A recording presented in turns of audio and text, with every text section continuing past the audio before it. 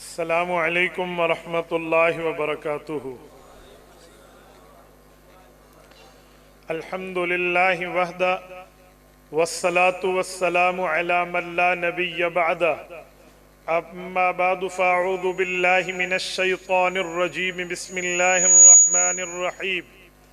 الذی یؤتی مالہ یتزکی وما لأحد عنده من نعمت تجزی إلا ابتغاء وجه ربه الأعلى ولسوف يرضى۔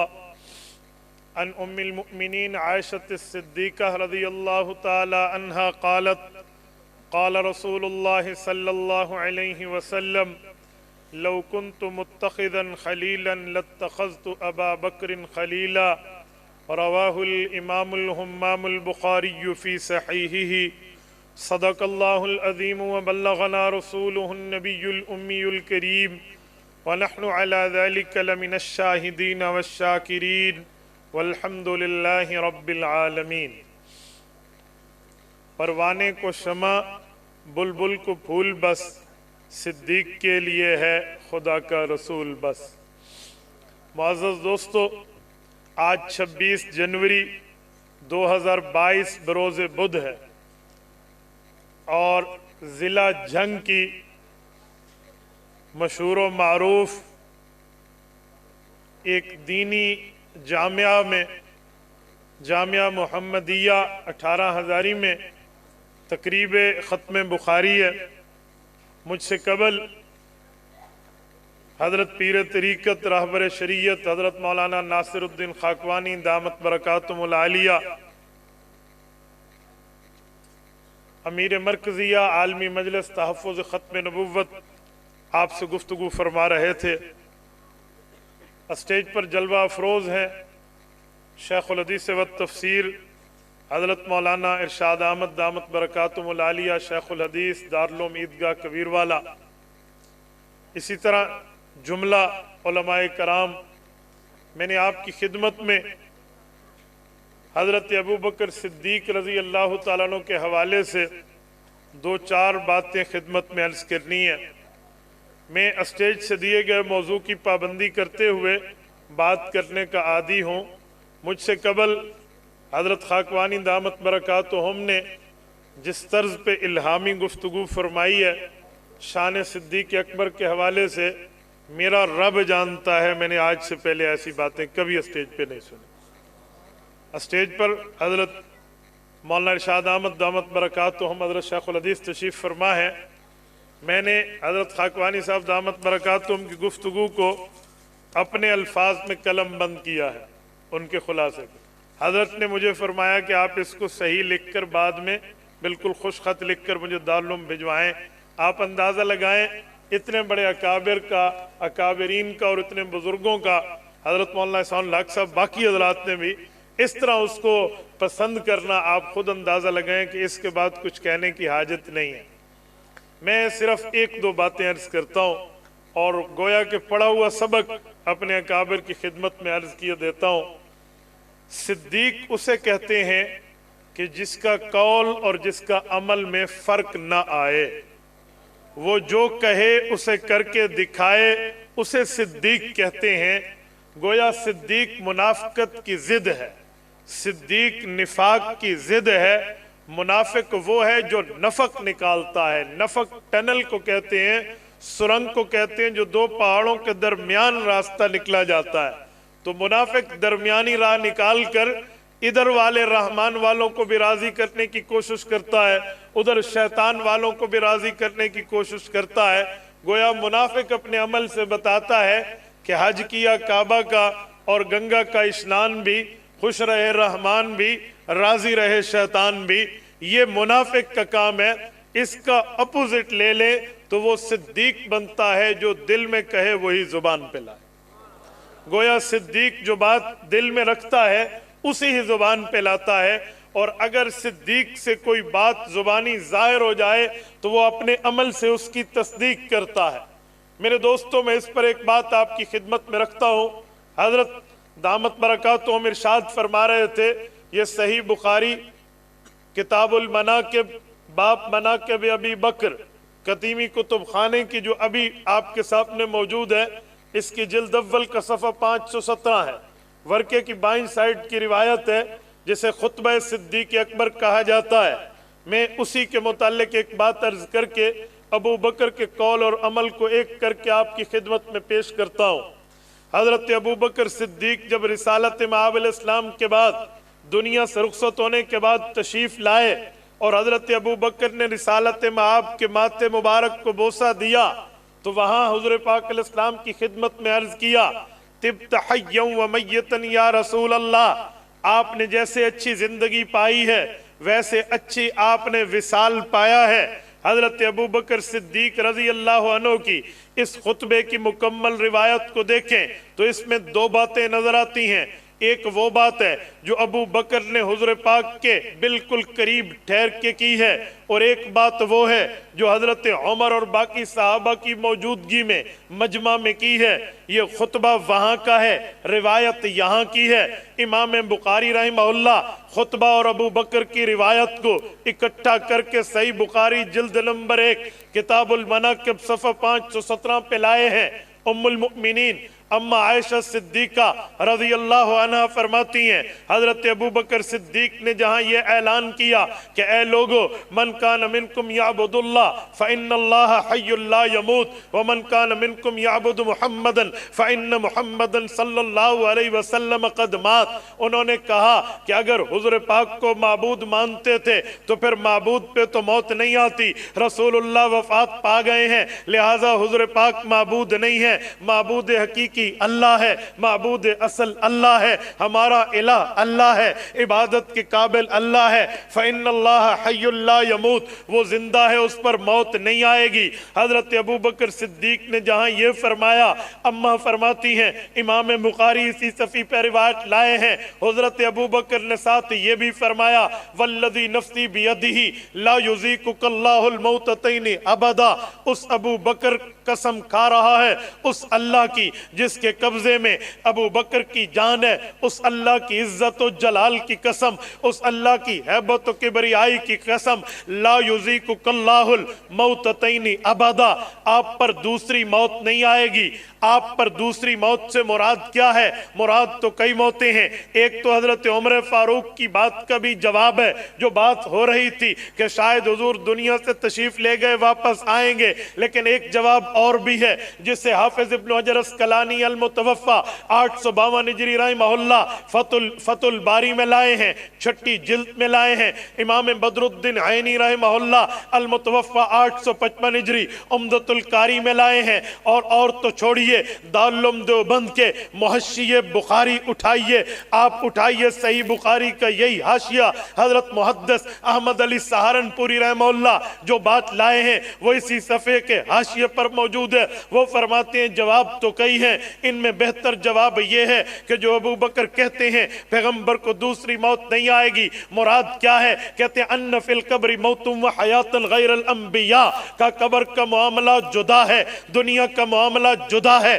جب بندہ موت کے بعد قبر میں جاتا ہے اس سے سوال و جواب کے لیے اس کی روح کے تعلق کو قوی کر دیا جاتا ہے، اور اس کے بعد سوال و جواب ہوتے ہیں، اگر نیک ہے تو سچ بتاتا ہے، برا ہے تو جھوٹ بتاتا ہے، اس کے بعد روح کے تعلق کو خفیف کیا جاتا ہے، اسے موت ثانی کہتے ہیں۔ فرمایا غیر الانبیاء، انبیاء کا معاملہ جدا ہے، انبیاء قبر میں جائیں گے، حیات برقرار رہے گی، انہیں دوسری موت نہیں آئے گی۔ والاحسن ان يقال ان حیاته فی القبر لا يتعقبها موت بل يستمر حیا والانبیاء احیاء فی قبورهم، کہا انبیاء کا مسئلہ یہ ہے، بہتر جواب یہ بنتا ہے ابو بکر عقیدہ، ابو بکر نظریہ، ابو بکر مذہب، ابو بکر دین یہ بتانا چاہتے ہیں کہ اے لوگو یہ امام الانبیاء، انبیاء کی گروہوں کے سردار ہیں، اور نبی کا مسئلہ قبر کا اور ہے، امتی کا مسئلہ قبر کا اور ہے۔ جب نبی قبر میں جائے گا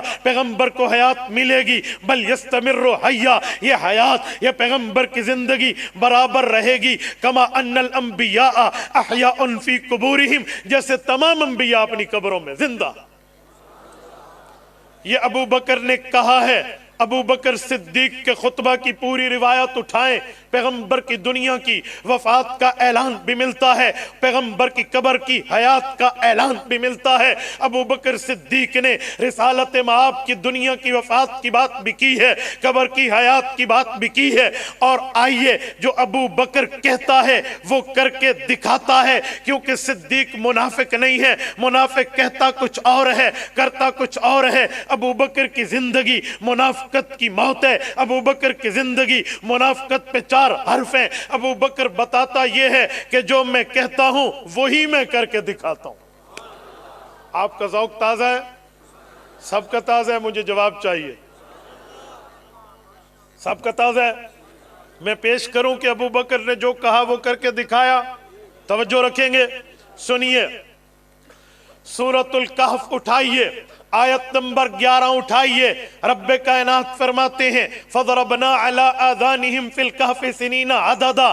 اللہ نے اصحاب کہف کا واقعہ بیان کیا ہے۔ 309 سال تک وہ جو لوگ تھے غار میں گئے ہیں، وہ جا کر سو گئے ہیں۔ ان میں سے ایک بندے کی نیند کھلی ہے، 309 سال گزر گئے، انہیں پتہ نہیں ہے، انہوں نے تو سمجھا صبح اور شام ہوئی ہے۔ ایک بندے کو کہا جاؤ فَبْعَثُوا أَحَدَكُمْ بِوَرِقِكُمْ هَذِهِ إِلَى الْمَدِينَةِ، اسے بھیجو یہ پیسے لے کر جائے، کچھ کھانے کے لیے لے کر آئے۔ وہ بندہ گیا خریداری کے لیے، وہ بندہ گیا شاپنگ کے لیے، اس نے نوٹ پیش کیے۔ باہر دنیا بدل چکی تھی، حالات بدل چکے تھے، حکومتیں بدل چکی تھی، شب و روز کے معاملے میں 3 صدیوں پہ 9 سال بھی اوپر گزر چکے تھے، تو پھر معاملہ اور تھا۔ حکومتیں بدلی، نظام بدلے، ریاست بدلی تو کرنسی بدلی، نوٹ بدلا، تو اس نے نوٹ دیکھا، کہا چیز تو دے دوں گا لیکن یہ نوٹ کس زمانے کا؟ اس نے کہا ابھی اس زمانے کا۔ ان کی خسر پھسر اس اصحاب کہف کے صاحب کہف نے سنی،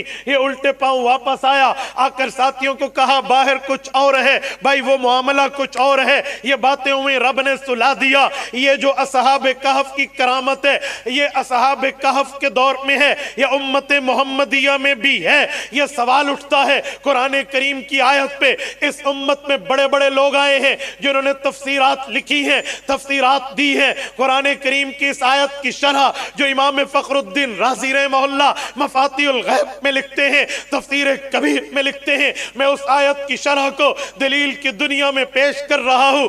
امام فخر الدین رازی فرماتے ہیں امت محمدیہ یہ تمام امم کی سردار ہے، کیونکہ رسالت مآب تمام انبیاء کے سردار ہیں۔ اگر باقی نبیوں کی امت میں اتنی بڑی کرامت ظاہر ہو سکتی ہے تو امت محمدیہ کی کرامات کو بھی پیش کر لیا جائے۔ پھر اما ابو بکر، اما عمر، اما عثمان، اما علی کہہ کے خلافت راشدہ کی، خلفائے راشدین کی ان کرامات کو ذکر کیا ہے جس سے عقل انسانی دنگ رہ جاتی ہے۔ بندہ حیران ہو جاتا ہے کہ جی بات کس کی ہے، کیونکہ یہ وہ لوگ ہیں جن کے لیے رب نے وعدہ کیا تھا وَلَيُمَكِّنَنَّ لَهُمْ دِينَهُمُ الَّذِي ارْتَضَىٰ لَهُمْ وَلَيُبَدِّلَنَّهُمْ مِن بَعْدِ خَوْفِهِمْ أَمْنًا، میں انہیں خلافت دوں گا، حکومت دوں گا، ریاست دوں گا، اختیار دوں گا، اور ایسا دوں گا کہ ان جیسا اختیار ہوگا تو امن قائم ہوگا، صلح قائم ہوگی، اور ان میں دین پھیلے گا۔ یہ رب نے وعدہ کیا تھا۔ تو حضرت ابو بکر پہ بات چلی،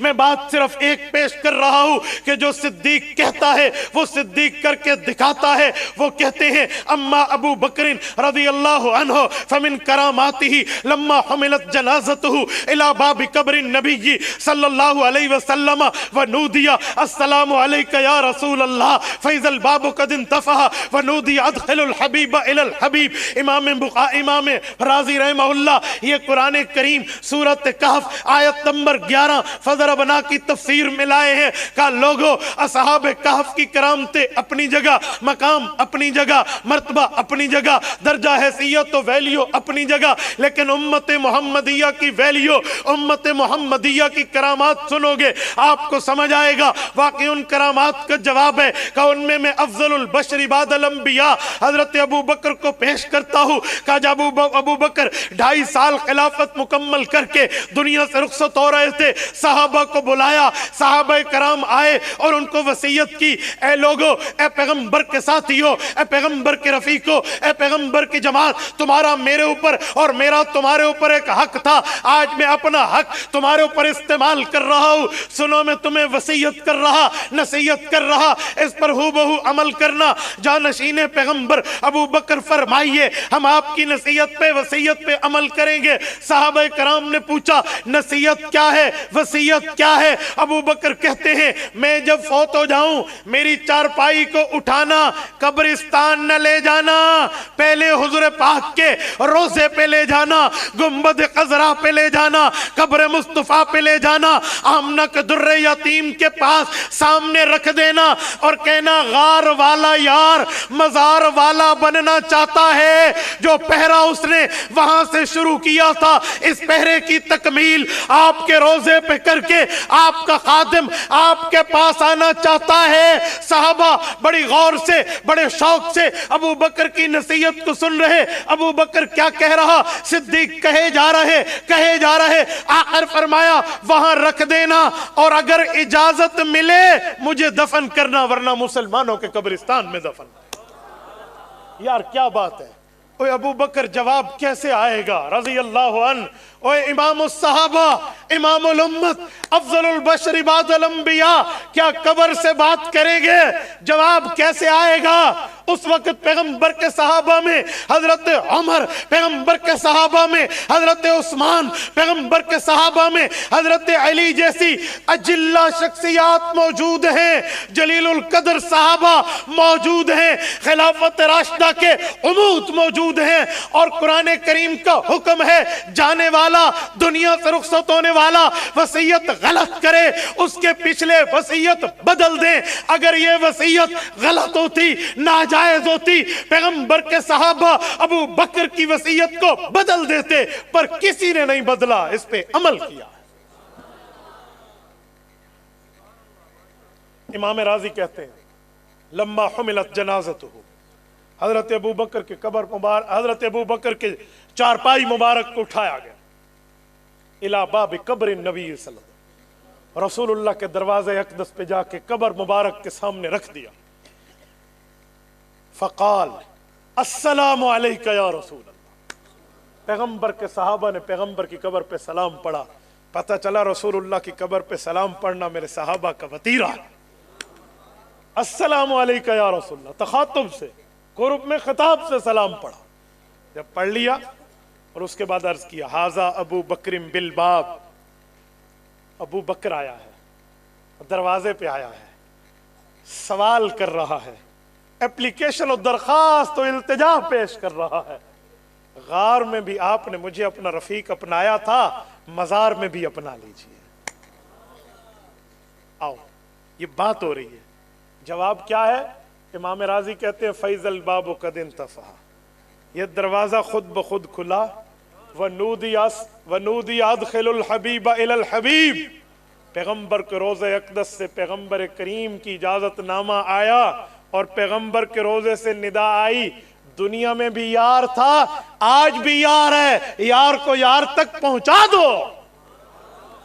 میں نے کہا صدیق کہتے اسے ہیں جو کہے وہ کر کے دکھائے۔ پیغمبر کے دنیا سے رخصتی کے وقت ابو بکر نے زبانی طور پر عقیدہ حیات الانبیاء کا اس بات کیا تھا اور اپنی وفات کے وقت اپنی عمل سے عقیدہ حیات النبی کو ثابت کر کے دکھایا۔